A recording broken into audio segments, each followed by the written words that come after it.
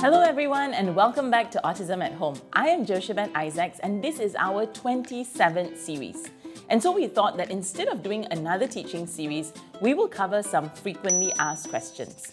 Now, many of us at EAP often get asked these questions about how to know if a child has autism, what are the next steps, what type of school is best. And so we hope that we'll be able to answer some of these questions through this series.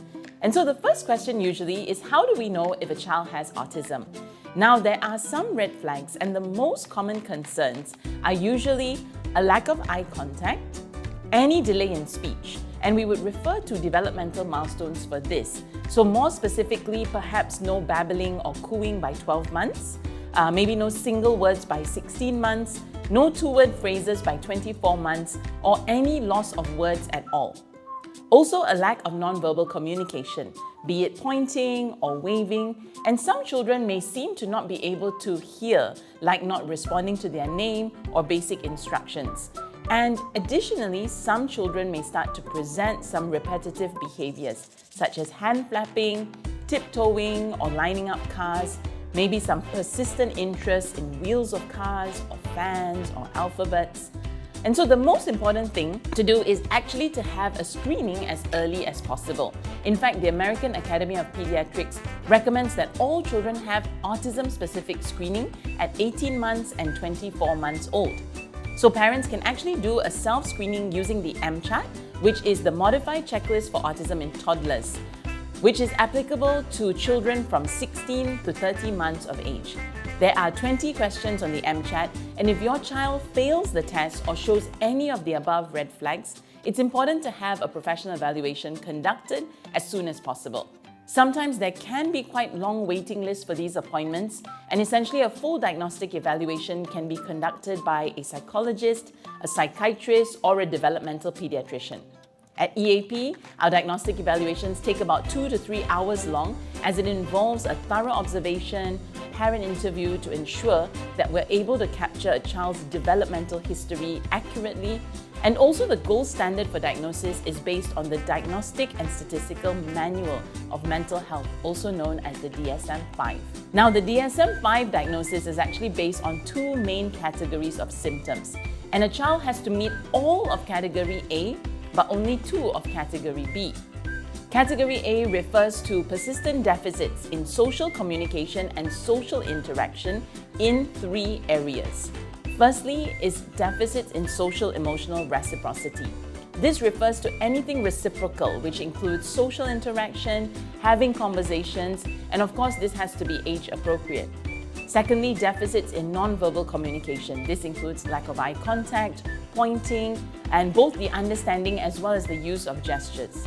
And thirdly, deficits in developing, maintaining, and understanding relationships. This includes interest in age-appropriate play, imaginative play, the ability to build meaningful friendships, and so on. Then, Category B refers to restricted, repetitive patterns of behavior, interests, or activities in at least 2 of the 4 following areas. The first one is stereotyped or repetitive motor movements, use of objects or speech. So this is also commonly referred to as stimming. So be it verbal stimming or hand flapping, spinning around. Secondly would be insistence of sameness, inflexibility, adherence to routines, or any kind of ritualized patterns of verbal or non-verbal behavior. This could also be referred to as rigidities, such as perhaps limited food interest, insistence on using the same bottle every day, or specific clothes, or the same route, and the list goes on. Thirdly is highly restricted, fixated interests that are abnormal in intensity or focus. This could also be referred to as like obsessive interests. And we know many children who may be over-interested in alphabets or cars and get very, very upset if these items are removed or inaccessible. And lastly is hyper or hyporeactivity to sensory input or unusual interest in sensory aspects of the environment. This essentially refers to anything sensory related. And so in summary, using the DSM-5 diagnostic criteria, a child will have to have all of the 3 symptoms under category A and 2 out of the 4 symptoms in category B. These symptoms must have been present in the early developmental years and also cause significant impact to their functioning. It is also important to note that autism is a spectrum disorder, and so some children may have lesser symptoms of autism and some may have more symptoms of autism. And so the diagnosing clinician would need to note if a child is presenting symptoms at level 1, which means they're needing support, level 2, needing substantial support, or level 3, which needs very substantial support. We hope that this helps, and please do let us know if you have any questions or any feedback in the comments below. Thank you very much for joining us today, and please do not hesitate to contact us if you need more personalized support. With the amount of interest we have received online, we have actually started providing international services online and have worked over the years with clients in other states of Malaysia, Singapore, Indonesia, Philippines, China, Kuwait, New Zealand, and even Switzerland. So do get in touch with us for more information by scanning the QR code. And if you haven't already, do check out our online resource platform, Autism at Home, which has all the lesson videos, corresponding articles, and downloadables available for you for free. Do stay updated through our social media platforms, YouTube, Facebook, and Instagram. Do click on the subscribe and follow buttons to get more information.